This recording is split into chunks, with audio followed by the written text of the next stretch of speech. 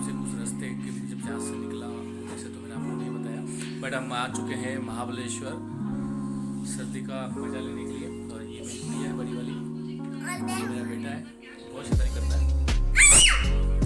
बहुत प्यारा स्वीट है। ठीक है बेटा है हमारी। तो हम जा रहे हैं, मतलब बाहर का अभ्यास हो गए, काफ़ी बज गए हैं बजना 9:30। और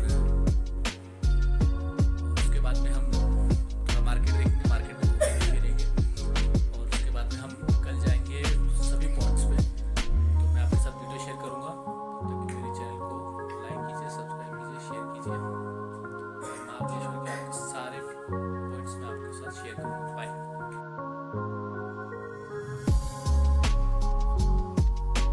जय जय श्री हरिवंश, जय जय राधा वल्लभ श्री हरिवंश। सतगुरुदेव भगवान के चरणों में कोटि प्रणाम। महाराज जी, कभी भजन में मन लगता है, कभी अच्छे से लगता है, कभी मन में कुछ होता है, कहीं ठहरता है, कभी कभी बुद्धि शून्य हो जाती है। आपके मन की जो दशा है ना, अंतःकरण में त्रिगुण धर्मों का प्रभाव पड़ता रहता है, 3 गुणों का प्रकाश पड़ता रहता है अंतःकरण में। जब सात्विक भाव आता है तो भजन में बहुत रुचि होती है, शास्त्र की बातें समझ में आने लगती है, लगता है कि भगवत प्राप्ति ही जीवन का परम लक्ष्य है। जब रजोगुण आता है तब ऐसा लगता है कि ठीक है भजन करना तो ठीक ही है, लेकिन ये जो भोग सामग्री है बनाई तो भगवान ने भोगने के लिए ही है और इनको भोगना चाहिए। जब तमोगुण आता है तो निद्रा, आलस्य, प्रमाद आदि की स्थितियां मन को घेर लेती है।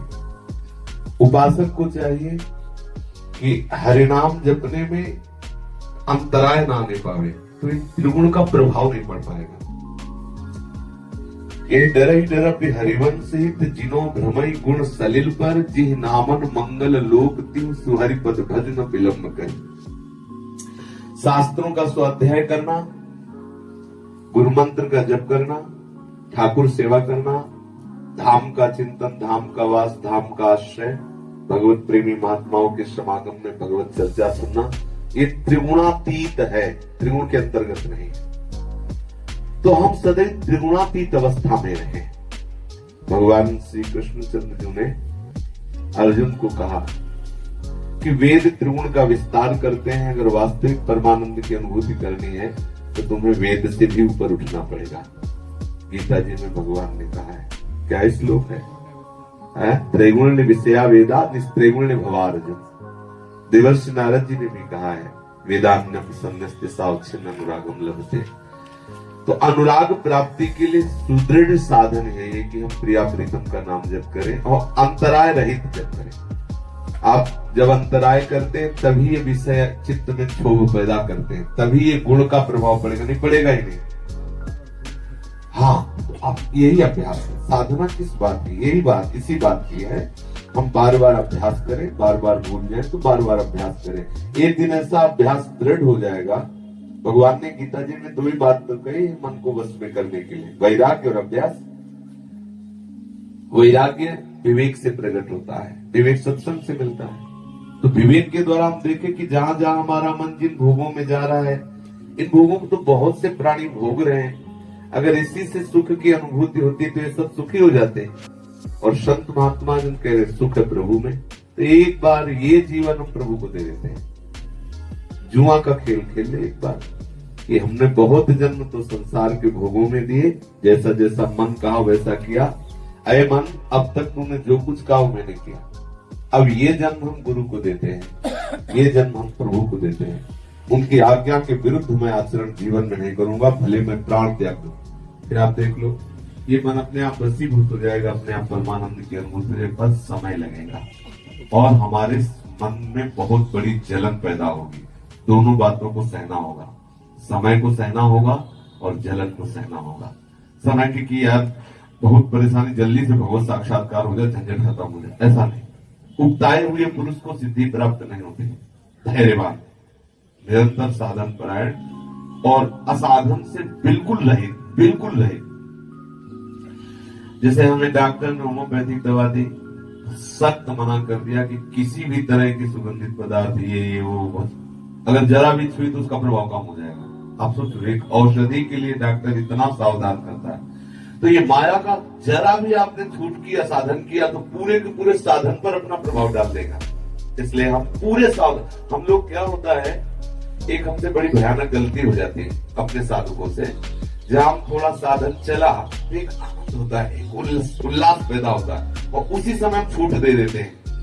तो जो विषय आकर्षित मन है हम उसे छूट दे देते हैं। अभी तक तो जब नहीं बैठे रहे ना, कितनी सुंदर सत्संग, कितना सुंदर जब पाठ, 10 मिनट थोड़ा, वो 10 ही मिनट में पूरा लीपा पुत बराबर कर देगा। बस साधक जितना आनंद बढ़े उतने उदासीन होता रहे, ये हो नहीं पाता। जितना आनंद बढ़ता है उतने छूट दे देते हैं, यही घाटा हो जाता है। चोरों को अवसर मिल जाता है, हमारा माल ले जाते हैं। और जब आनंद गया, क्योंकि जहाँ शास्त्र विरुद्ध आचरण हुआ तो आनंद नहीं रहेगा। जहाँ आनंद गया वो पश्चाताप, जलन, चिंता, क्यों हुआ, कैसे हुआ, बस इसी में समय व्यतीत होने लगा। अखंड भजन हो रहा था, हो गया। पहली बार गलती होने न पाए, यदि गलती हो जाए तो उसका चिंतन न करें। एक गलती तो हो गई, अब हम वर्तमान क्यों खराब करें, उसका चिंतन करें। जो हो गया हो गया, जय श्री राधे। हाँ, यही सावधानी साधक को, यही सावधानी। जैसे मुझसे ये मिनट तो गलत गया, अब शेष आगे जो वर्तमान हमारा वो उसके चिंतन में चला गया, तो भारी मूर्खता है कि नहीं। एक तो खो दिया हमने शास्त्र विरुद्ध आचरण करके, और दूसरा उसका चिंतन करके हम वर्तमान समय को नष्ट कर रहे हैं। तो हम इतने सावधान हैं, पहली बात तो गलती ना हो। अगर गलती हो जाए तो उसकी चिंता मत करो, हरि गुरु चरण आश्रय तो गलती रहेगी नहीं, वो सब क्षमा हो जाएगा। वर्तमान को संभाल लिया जाए, वर्तमान को भगवदाकार कर लिया जाए। बिल्कुल घबराओ मत, जो हम कहें बस उस पर ध्यान दो, बिल्कुल ठीक निशाने पे तीर गिरेगा। धाम का चिंतन, हाँ, धाम का चिंतन। पहली बात है कि ये जो आप प्रगट देख रहे हो ना, ये सब चिदानंद में है। तो अपने नेत्र रूपी कैमरा हमारा हर समय सीसी कैमरे की तरह, जैसे आपको पता नहीं आप सीसी कैमरे में हैं, ऐसे नेत्र हमारे सीसी कैमरे की तरह हैं। आप देख लो, जितना सीन है, आप बैठ के चिंतन करना चाहो तो आप जब करना चाहो तब कर सकते हो, वो आपके कैमरे में है। जैसे इस कैमरे में होता है ना कि महीने 2 महीने वो रहता है, तो इन कैमरे में जन्म जन्मांतर रहता है। तभी तो हम जो बातें देखी सुनी नहीं इस जन्म में, वो भी हम याद करते, आ जाता है, स्वप्न में आ जाता है, जाकर बैठे भजन में वो आ रही सीने संसार की, तो वो आई है, वो हमने भोगी है, वो हमने देखी है कई जन्मों में। तो हम अपने नेत्रों को एकाग्र करके सब दृश्य देखें। बिहारी जी जाए, राधा वल्लभ जी जाए, परिक्रमा करें, संत समागम करें, हमारे कैमरे में बैठ गया। अब हम क्या करें, एकांत में बैठ करके मानसिक परिक्रमा शुरू हुई वृंदावन की। हित धाम में आके साष्टांग प्रणाम किया और हित धाम से परिक्रमा शुरू किया। मंत्र जपते हुए परिक्रमा करते हुए, केसी घाट होते हुए पानी घाट, ऐसे पूरे आनंद लेते लेते लेते फिर धाम दंडवत की।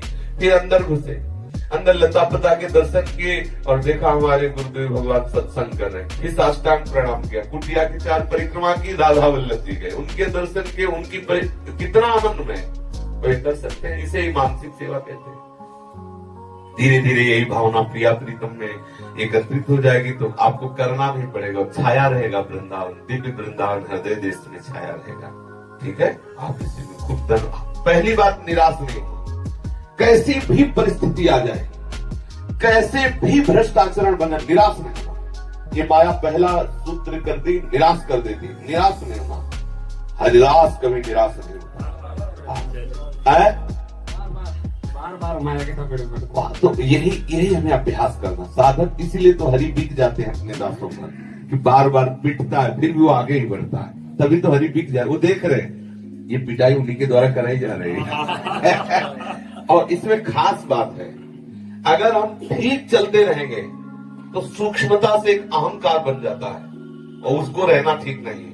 इसे जहां पिटाई होती तो होता है हरिशरण, हे प्रभु मैं आपकी शरण, हे नाथ मैं किसी योग्य नहीं। इसीलिए बड़े बड़े संतों से पूछो तो रोने लगते हो, कहते कृपा ठाकुर की। क्यों? मसल दिया अहंकार। बड़े वो बनावटी नहीं कहते, असलियत में कि अगर इनकी कृपा न होती तो हम क्या थे, हम जानते हैं। सब संतों से, किसी से भी पूछ लो, क्योंकि पहुंचता ही वो कृपा से है। तो आपके ऊपर कृपा है, हरि गुरु आश्रित हो, तो हमें पीछे जो होता जाए उस पर ज्यादा सावधानी रखनी कि ऐसा क्यों हुआ, हमारी चूक कहां से हुई, कैसे भगवत विस्मरण हो गया।